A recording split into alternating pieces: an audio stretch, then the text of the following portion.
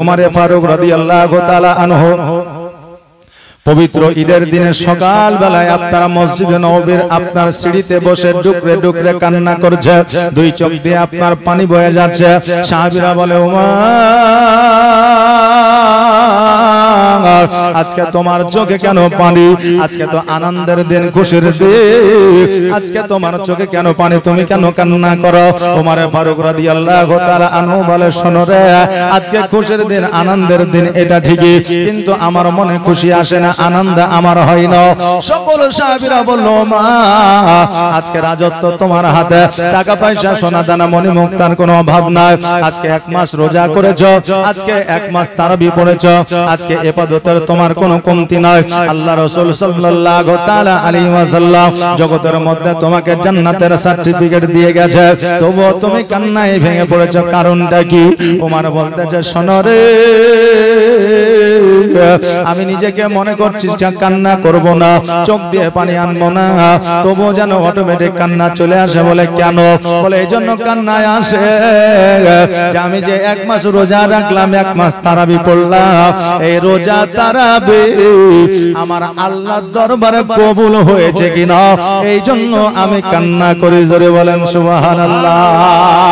যেই ওমর জগতের মধ্যে আপনার জান্নাতের সার্টিফিকেট পেয়েছিলেন, যে ওমরকে আমার নবী মুস্তাফা সাল্লাল্লাহু তাআলা আলাইহি ওয়াসাল্লাম বলেছিলেন, ওমর রে, আমি নবী, আমার পরে যদি কোন নবী আসতো তাহলে তোমাকে আমার আল্লাহ নবী বানায় দিত।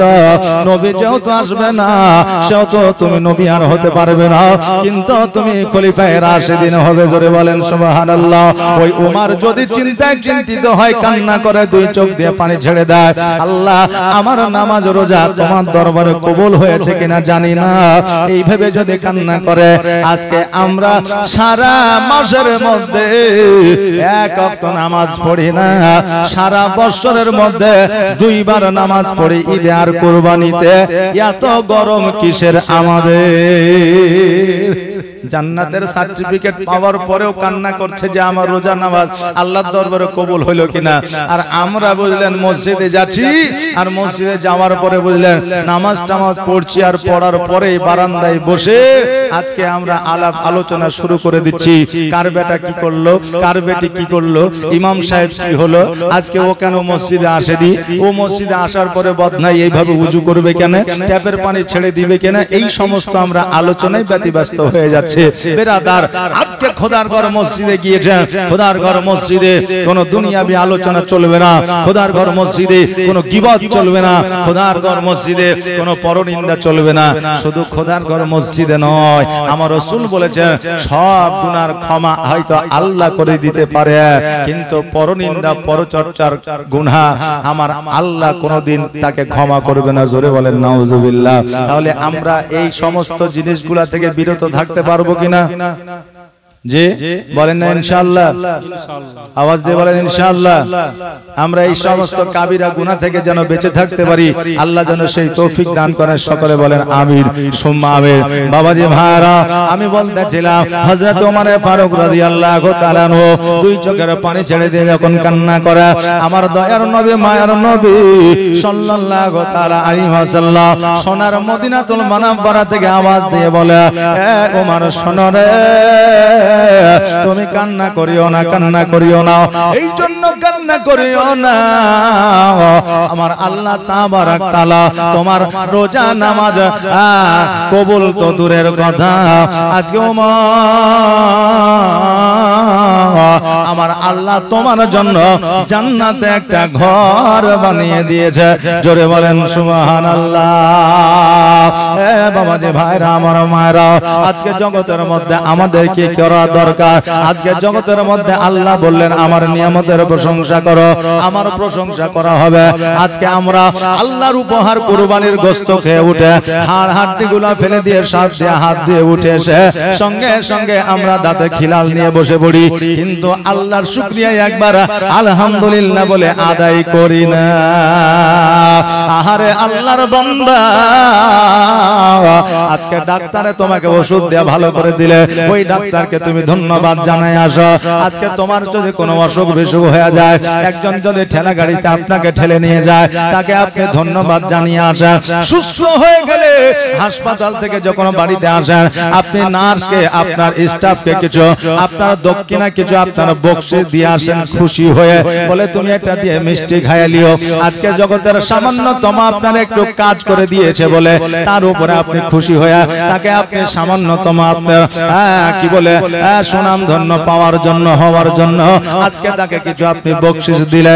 যে আল্লাহ তাবারাক তাআলা মায়ের গর্ভে 10 মাস 10 দিন রেখে দিয়েছে, যে খবরটা ডাক্তারে বলতে পারে না, যে খবরটা মা বলতে পারে না, যে খবরটা জগতের কোনো মানুষ বলতে পারে না, যে খবরটা কোনো বিজ্ঞান বলতে পারে না, একমাত্র আল্লাহ যারা 10 মাস 10 দিন কিভাবে সন্তানটা মায়ের গর্ভে কাটিয়েছে জগতের কেউ জানে না, কেউ বলতে পারে না। তবুও আল্লাহ তাবারাক তাআলা আমাদের কাছ থেকে বকশিশ চাই না। জগতে আসার পরে 2 বছর 2.5 বছর মায়ের দুগ্ধ পান করিলাম, মায়ের দুগ্ধ পান করার পরে আজকে বড় হইলাম, তরতাজা হইলাম। আজকে আমাদেরকে আল্লাহ তাবারাক তাআলা কত সুন্দর করে বানাইলো। তবু আল্লাহ তাবারাক তাআলা বলে নাই, বান্দারে তুমি আমাকে বকশিশ দাও। মায়ের গর্ভে 10 মাস 10 দিন ছিলাম, মায়ের নাপাকি খাবার খাইয়া বেঁচে ছিলাম। আমার আল্লাহ তাবারাক তাআলা কত সুন্দর চিন্তা ধারণা ভাবনা রাখে দেখেন। আজকে আমার আল্লাহ তাবারাক তাআলা ওই মায়ের নোংরা খাবারটা আমার মুখ দিয়ে দিতে পারতো, আজকে ওই নোংরা খাবারটা আমার নাকের মধ্য দিয়ে দিতে পারতো, কিন্তু আমার আল্লাহ বলে শোনো রে, আমি মানুষের মুখমণ্ডল আমি আল্লাহ তৈরি করেছি, নাপাকি জিনিস মানুষের মুখ দিয়ে আমি দেব না। এই জন্য নাপাকি খাবারটা মায়ের নারীর সঙ্গে সন্তানের নারীর কানেকশনটা বানায়া দিলেন। এই জন্য ওই সন্তানের খাবারটা নারীর সঙ্গে নাভি দিয়ে সন্তানের পেটে পৌঁছে যায়। জোরে বলে সুবহানাল্লাহ। আল্লাহ তাবারাক তাআলা এত সুন্দর চিন্তা ভাবনা করিয়া নাপাকে খাবারটা মুখের মধ্যে দিয়ে দিল না, কিন্তু আজকে জগতের মধ্যে আমরা আসার পরে জানতে পারি, বুঝতে পারি, তবু আল্লাহ তাবারাক তাআলা আমাদের কাছ থেকে বকশিশ চাই না। আমরা যখন বড় হই আমাদেরকে আল্লাহ তাবারাক তাআলা ব্রেন দিয়ে বুদ্ধি দেয়। বেরাদার, আজকে জগতের মধ্যে আমরা যখন চলাফেরা করি, আমাদের শরীরে রক্ত চলাচল করে, আমাদের হার্টবিটটা ঢিপিস ঢিপিস করে চলে। আজকে আমাদের কিডনিগুলো আমাদের কার্যকারিতা শরীরের মধ্যে রোগ প্রতিরোধ ক্ষমতা বাড়ায়। আজকে আমাদের লিভারটা আমাদের শরীরের রক্তটাকে পরিষ্কার করে রাখে। আজকে বেরাদার, আমাদের অক্সিজেন নেওয়ার সময় ফুসফুসিটা কতটা কাজ করে এটা আমরা অনেকে জানি, সবাই জানি, কিন্তু তবু আমার আল্লাহ তাবারাক তাআলা বকশিশ চাই না। আমার আল্লাহ তাবারাক তাআলা দিনের মধ্যে আপনাকে কতবার রুজি দিয়েছে, আপনি কতবার খাবার খাইছেন, তবু আল্লাহ বকশিশ চাই না। আজকে আপনি অক্সিজেন নিতে আছেন, তবু আল্লাহ তাবারাক তাআলা বকশিশ চাই না। আজকে জগতের মধ্যে আপনি বেঁচে আছেন, আপনাকে আল্লাহ জমি দিয়েছে, জায়গা দিয়েছে, তবু আল্লাহ তাবারাক তাআলা টাকা চাই না, পয়সা চাই না। আল্লাহ তাবারাক তাআলা আপনাকে বৃষ্টি দিয়েছে, আপনাকে শীতল বানিয়েছে, তবু আল্লাহ তাবারাক তাআলা আপনার কাছে বকশিশ চাই না। আল্লাহ তাবারাক তাআলা আপনার রোগ প্রতিরোধ ক্ষমতাকে বাড়ানোর জন্য, জীবাণুকে দূর করার জন্য আপনার গরম দিয়েছে, মানুষ জানে অসুস্থতায় আপনারা ভোগে না। এই জন্য তবু আল্লাহ কিন্তু আপনার কাছ থেকে বকশিশ চাই না। আল্লাহ কি চায়? আল্লাহ বলে, বান্দারে আমি খুশি হইয়া তোমাদেরকে আমি বহু নিয়ামত দিয়েছি, তোমরা ভক্ষণ করো, আর ভক্ষণ করার পরে আমি আল্লাহ আমার একবার শুকরিয়া আদায় করো, আমি আল্লাহ খুশি হইয়া যাব। জোরে বলে সুবহানাল্লাহ। আমরা মানুষ এত ভালো যে আমরা আল্লাহর শুকরিয়াটা আদায় করতে পারি না। আহারে বাবারে, আমার দয়ার নবী মুস্তাফা সাল্লাল্লাহু তাআলা আলাইহি ওয়াসাল্লাম মা হালিমা সাদিয়া রাদিয়াল্লাহু তাআলা আনহার বাড়িতে আসলে, আসার পরে মা হালিমা খুশি হয়ে গেলে, আল্লাহকে বলে, আল্লাহ গো, আজকে আমার স্বপ্নটা বাস্তবায়িত হয়েছে, আমার স্বপ্নটা সত্য হয়েছে। ওগো আল্লাহ, আমার রোগ বালা দূর হইতো না, আজকে নবীর ওসিলায় আমার রোগ বালা দূর হয়ে গেছে। আজকে আমার খেজুর গাছে খেজুর ধরতো না, আমার নবীর ওসিলায় আমার খেজুর গাছে খেজুর ধরেছে। আজকে আমার ছাগল বকরিতে দুগ্ধ দিত না, আজকে নবীর ওসিলায় খেজুর ছাগল বকরিতে দুগ্ধ দিতে আরম্ভ করেছে।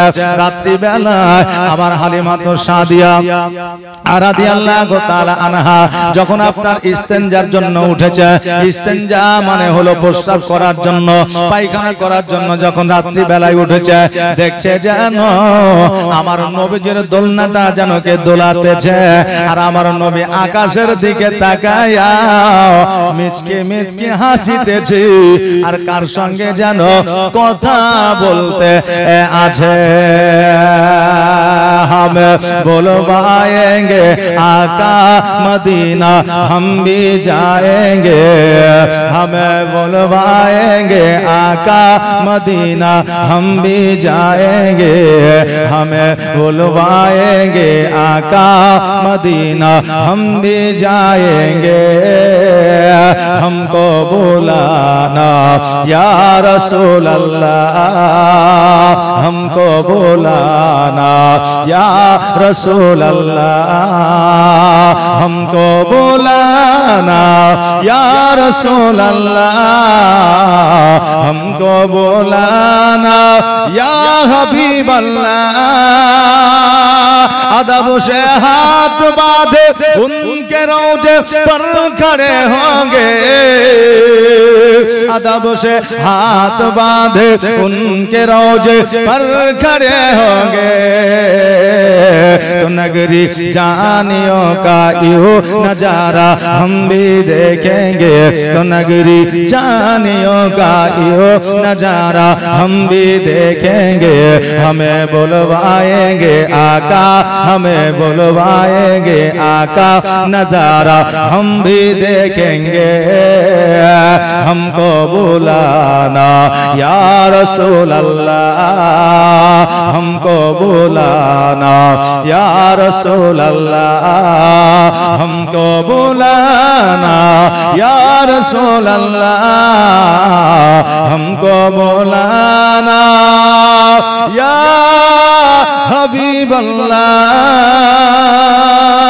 अल्लाहुम्मा सल्ली अला सय्यदना मौलाना मुहम्मद वला आले सय्यदना मौलाना मुहम्मद सल्लल्लाहु अला मुहम्मदिन सल्लल्लाहु मुहम्मद। हरदम ज़बान से निकालो पाक नामे मोहम्मद, हरदम ज़बान से निकालो शफियाना मुहम्मद। বাবা জি ভাইরা, আমার নবীজির অলৌকিক দৃশ্য আমার হালিমার বাড়িতে বাবা শুরু হয়ে গেল। হালিমা তো সাদিয়া রাদিয়াল্লাহু তাআলা আনহা উনি যেন বাবা দেখতে আরম্ভ করে দিলেন। এইভাবে আমার নবী মুস্তাফা সাল্লাল্লাহু তাআলা আলাইহি ওয়াসাল্লামের যখন বাবা 2 বছর বয়স হয়ে গেল, হালিমা উনি যেন আমিনার বাড়িতে যাওয়ার জন্য আসিল। আর আমিনা মনে মনে, হালিমা যেন মনে মনে চিন্তা করে, আল্লাহ গো, আমি নবীকে দেওয়ার জন্য যাচ্ছি ঠিকই, কিন্তু আমিনা যেন না নেয়, পুনরায় যেন আমার সঙ্গে পাঠায়া দেয়। আল্লাহুম্মা সাল্লি আলা सय्यदना मौलाना मुहम्मद वाला आले सय्यदना मौलाना मुहम्मद। 2 বছর বয়সে যখন আমিনার বাড়িতে রাখতে আসিল, মনে মনে চিন্তা করে, আল্লাহ গো, আমাকে যেন আমার নবীকে আবার ফিরে দেয়। এখন আপনার বাড়িতে হীরার টুকরা যদি থাকে, আপনার কাউকে দিতে মন চাইবে? চাইবে? মন চাইবে যে? চাইবে না। একটু হু হা না বলেন নাকি বলেন? একটু হু হা না বলে, নইলে বাবা আপনাদেরও মেজাজটা ভালো থাকবে না, আমারও মেজাজটা ভালো থাকবে না। কথা বুঝলেন না? এক কথায় আপনার বাঁদর খেলার মতোই হবে, অন্য কিছু আর হবে না। ছাত্রী গেছে প্রাইভেট পড়তে, যাওয়ার পরে মাস্টারকে বলছে, স্যার আমার খুব পেটে লাগছে, ছুটি দিয়ে দেন। এখন মাস্টার দেখছে তাই তো মেয়ে মানুষ, পেটে লাগছে বলছে, তো যা ছুটি দিয়ে দিলাম। এবার ওই মেয়েটা বাড়িতে এসেছে, আসার পরে বলছে যে মা আমি মিথ্যা কথা বলে ছুটি নিয়ে এসেছি যে আমার পেটে লাগছে। তো তুমি কিসের লেগে বাড়ি গেছো? বলো তোকে আজকে বর আসবে তোকে দেখার জন্য, তোর বিয়ের দিন ধান ঠিক করবো, যে তোকে যদি পছন্দ হয়ে যায় জামাই পক্ষের। তো বলে ঠিক আছে। এবার ওই মেয়ে সাজায় গুজে বাইর হয়ে যখন আয়সা বসছে, তো বলছে মুখখানা একটু তোলতে উপর দিকে। তো লজ্জাবতী বললেন, আমার মায়েরা একমাত্র সেই দিনই হয় যেই দিন দেখবেন যে আমার মায়েদেরকে দেখার জন্য যায়। কথা বুঝলেন না বেরাদার? নতুন বউ বাড়িতে এসেছে, তো শাশুড়ি বলছে যে মা তুমি কি আস্তে কথা বলতে পারো? তো এখন বউ মা বলছে যে মা হালিম খান 2000 টাকা দান করেছে, জাযাকাল্লাহ মাশাআল্লাহ বারাকাল্লাহ, তার দানকে যেন আল্লাহ কবুল করে। তো বলছে মা তুমি কি আস্তে কথা বলতে পারো, একটু জোরে বলতে পারো না? তো এখন বৌমা বলছে জোরে বলতে পারি কি পারি না, 3 দিন পার হোক তারপরে তোমার দেখে নিব তোমার বাড়িতে কথা বাজে কি বাজে না। কথা বুঝলেন না বেরাদার? সুবহানাল্লাহ। তবে সব মায়েরা লয়। তো জাযাকাল্লাহ। এই দেখেন এবার ওই মেয়েটাকে বলছে যে মা একটু মুখটা তোলো তো। এবার মুখ কান উঠায়া দেখছে যে যেই মাস্টারের কাছ থেকে ভোগা দেয়া মিথ্যা কথা বলে ছুটি নিয়ে এসেছে যে আমার পেটে লাগছে, ওই মাস্টারই তাকে দেখার জন্য এসেছে। কথা বুঝলেন না? ওই মাস্টারই দেখার জন্য এসেছে। তা আমাদের গল্পটা বাবা ওই রকমই হয়ে যাবে। তো এই জন্য বক্তা যদি একটু সুবহানাল্লাহ মাশাআল্লাহ বলতে বলে, তো আপনারা যেন বলিয়ে না, চুপ করে যদি থাকেন তো বক্তা মনে করবে যে এর হয়ে গেছে, মানে রাত 12টা, তো এদের 12টা বাজে গেছে, মৌলভী সাহেব ছেড়ে দিয়ে চলে যাবে। তখন কালকে আবার সকালবেলা বলে মৌলভী খুব ফাঁকি মেরেছে, আয়সাতে ছেড়ে দিয়েছে চলে গেছে। কথা বুঝলেন না? এই জন্য একটু জাজবা দিবেন। কথা কি বুঝতে পারলেন? জাজবা একটু দিবেন। সুবহানাল্লাহ মাশাআল্লাহ। হ্যাঁ বাবা ভাইরা আমার মায়েরা, হীরা যদি আপনার বাড়িতে থাকে আপনি কাউকে কিন্তু বাবা দিতে চাইবেন না। হালিমা চিন্তা করে আল্লাহ গো আজকে আমার নবীকে যেন না নেয়, আবার ফিরাইয়া দেয়। এবার হালিমা যখন মা আমিনার কাছে পৌঁছে গেছে, আমিনা বলতেছে হালিমা তুমি আজকে হঠাৎ করে মক্কায় এসেছো, কারণটা কি? বলে আমার মিয়াদ পূরণ হয়ে গেছে তাই নবীকে দেওয়ার জন্য এসেছি। আমিনা বলে হালিমা দেরি নয় জলদি করে মক্কা থেকে তুমি তাইফে নিয়ে চলে যাও, কেননা মক্কায় এখন মহামারী চলতেছে। আমাদেরও ভারতবর্ষে 2020 সালে মহামারী এসেছিল, করোনা আসেনি? এসেছিল মহামারী। আপনার দেখবেন আপনার কয়েক বছর পর পর আসে বেরাদার। সেই সময় ছিল আপনার কলেরা। আমার আমিনা বলতেছে হালিমা জলদি করে আমার মোহাম্মদকে তুমি তাইফে নিয়ে যাও, কারণ এখন এই জায়গায় মহামারী চলছে। এই মহামারী যেই দিন ভালো হবে সেই দিন আমার বেটা মোহাম্মদকে তুমি নিয়ে আসো। সঙ্গে সঙ্গে হালিমা আলহামদুলিল্লাহ পড়লো আর বললো আল্লাহ গো তুমি আমার দোয়া কবুল করেছো। জোরে বলেন সুবহানাল্লাহ। হালিমা বড় খুশি হইয়া আনন্দে আনন্দিত হইয়া আবার তাইফে পুনরায় নিয়ে আসলে আমার নবী মুস্তাফা সাল্লাল্লাহু তাআলা আলাইহি ওয়াসাল্লাম 5 বছর বয়স পর্যন্ত আমার মা হালিমার বাড়িতে ছিলেন। এবার হালিমার বাড়িতে চলাফেরা করতে করতে একদিন আমার নবীজি বলতেছে মা আমার দুধ ভাই জুমরা যায় প্রতিদিন ছাগল চড়ানোর জন্য, কিন্তু আমাকে কেন একদিনের জন্য ছাগল চড়াইতে পাঠাও না? হালিমা বলতেছে বেটা রে আজকে তোমাকে ছাগল চড়াতে পাঠাইলে বাঘ আছে, ভাল্লুক আছে, জীব আছে, যন্ত্র আছে, তোমাকে যদি আক্রমণ করে দেয় আজকে আমি আমিনা আব্দুল মুত্তালিবকে জবাব দিতে পারবো না। আমার দয়ার নবী মায়ার নবী সাল্লাল্লাহু তাআলা আলাইহি ওয়াসাল্লাম বলে ওগো মা আমি নবী মুহাম্মদ রাসূলুল্লাহ সাল্লাল্লাহু তাআলা আলাইহি ওয়াসাল্লাম আমার কিছু হবে না, আমাকে তুমি একবার পাঠিয়ে দাও। বলে না না, তোমাকে পাঠানো যাবে না। এবার রাত্রি বেলায় আমার নবীজি শুয়ে আছে, আর আমার নবীজির কাছে জুমরাও শুইতো। জুমরা কে? হালিমার নিজের সন্তান, ও হলো বড়, আর ওর চাইতে আমার নবী হলে ছোট। আমার নবীজি বলে, জুমরা আজকে তুমি যে একাই ছাগল বকরি চড়াইতে যাও, বলো বলো তোমাকে একাই ছাগল চড়াইতে কি ভালো লাগে? জুমরা দুই চোখের পানি ছেড়ে দিয়ে বলে, ভাই রে, বন জঙ্গলে একাই কি আর ভালো লাগে? বাঘের ভয় লাগে, হাতির ভয় লাগে, ঘোড়ার ভয় লাগে, না জানি কখন আমাকে আক্রমণ করে দিবে।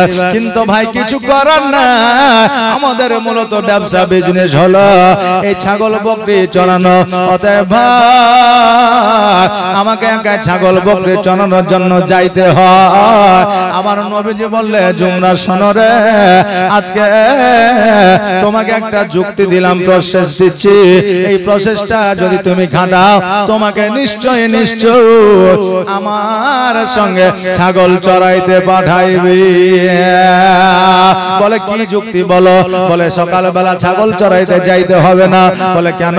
বলে ছাগল চড়াইতে যাইবে না।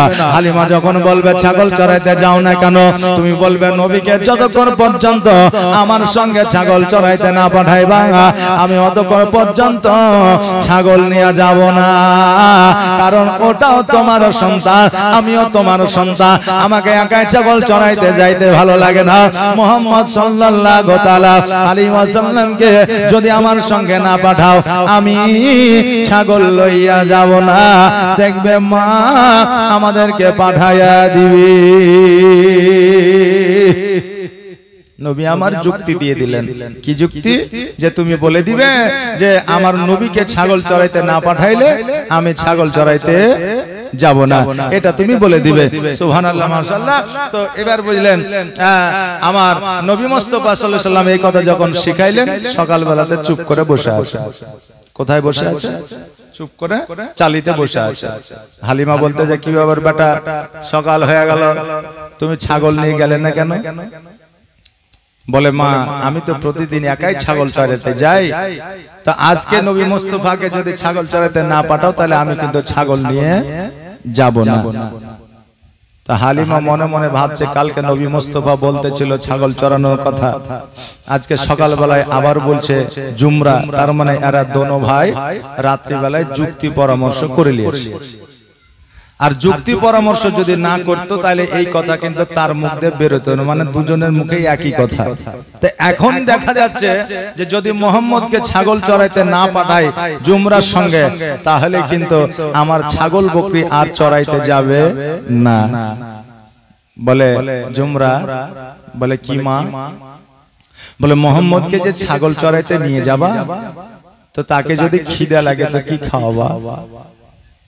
তো বলে, মা আমি জঙ্গলের প্রত্যেকটা ফলের গাছ আমি চিনি, তা আমার ছোট ভাই মোহাম্মদকে যদি খিদে লাগে তা আমি ফল পেড়ে নিয়ে এসে খাওয়াবো, যদি পিপাসা লাগে আমি ছাগলের দুগ্ধ দুহাইয়া খেজুর পাতাতে করে আমার ভাইকে পান করাবো। জোরে বলেন সুবহানাল্লাহ।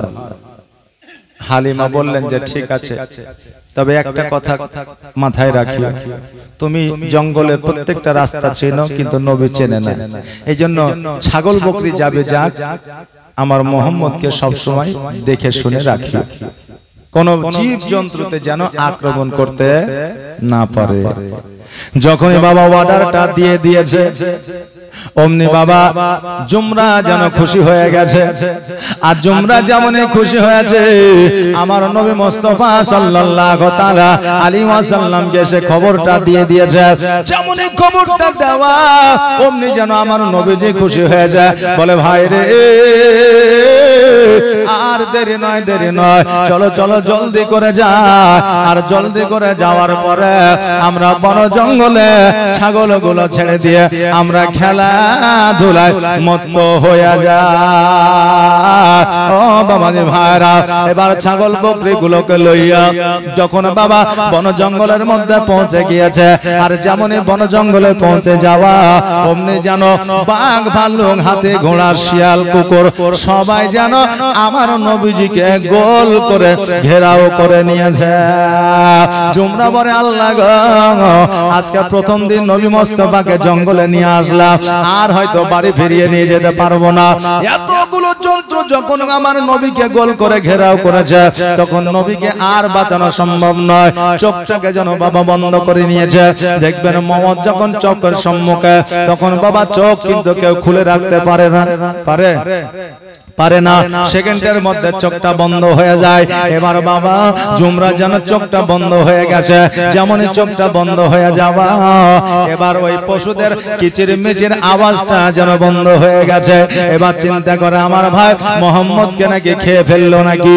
আস্তে আস্তে আস্তে আস্তে যখন চোখটা খুলে লক্ষ্য করে দেখছে আমার নবীজি দাঁড়ায়া আছে, আর সকল জীবজন্তুরা শান্ত শৃঙ্খলা বজায় রাখিয়া একে একে আমার নবীজির কদম তলে চুম্বন করেছে। জোরে বলেন সুবহানাল্লাহ।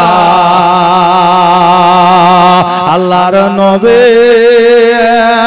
নূরের নবী গো, আপনি নবী আমার আজীবনের জীবন, আপনি আমার আজীবন সাথী, অন্ধকার কবরের বাতি, আপনি নবী আমার নির্জনের একজন।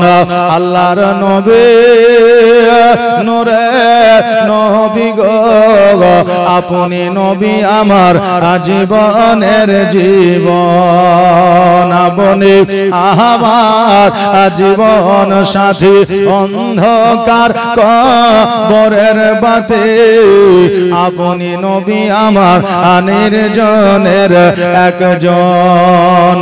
আল্লাহর নবী নূরের নবী গো, আপনি নবী আমার আজীবনের জীবন। আর দেখে আপনার মজেজা ভাগবতী হয় খাদিজা, আর দেখে আপনার মজেজা ভাগবতী হয় খাদিজা, সপে দিল নবী আজীবন আর মরণ।